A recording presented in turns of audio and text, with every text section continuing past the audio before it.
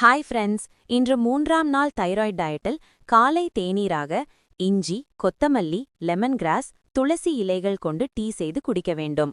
துளசி நல்ல immunity booster, lemon grass உடலை புத்துணர்ச்சியாக வைத்துக்கொள்ளும்.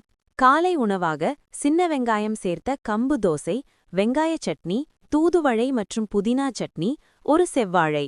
இந்த கம்பு நமது பாரம்பரிய காலை உணவு, நல்ல புரோட்டீன் ரிச் உணவு. வாழைப்பழத்தில் பொட்டாசியம் நிறைய உள்ளது. இந்த பொட்டாசியம் இதயத்தை பாதுகாக்கும். 11 மணி அளவில் 2 ஆரஞ்சு, 2 அத்திப்பழம், 2 பேரீச்சை. இதில் வைட்டமின் சி, இரும்புச்சத்து நிறைந்த ஃப்ரூட்ஸ். இந்த வைட்டமின் சி இரும்புச்சத்தை உட்கிரகிக்க உதவும்.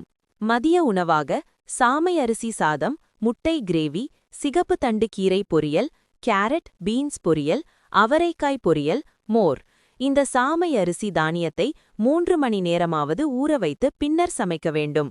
இந்த அரிசி லோ கிளைசமிக் இண்டெக்ஸ் அரிசி. இது மெதுவாக இரத்தத்தில் கலந்து பொறுமையாக பசி எடுக்கும். மாலை நேரத்தில் சுக்கு மல்லி காஃபி 1 கிளாஸ், 1 கப் வேக வைத்த தட்டைப்பயிரை எடுக்கலாம்.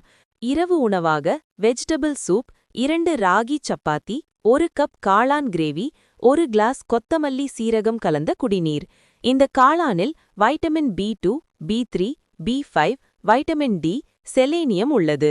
ஓகே ஃப்ரெண்ட்ஸ், இன்றைக்கான டயட் பிளான் உங்களுக்கு பிடிச்சிருக்கா? இந்த கொத்தமல்லி குடிநீருடன் 2 ஏலக்காய் சேர்த்து குடித்தால் நன்றாக உறக்கம் வரும். இந்த வீடியோ உங்களுக்கு பிடிச்சிருந்தா லைக், ஷேர், சப்ஸ்கிரைப் பண்ணுங்க.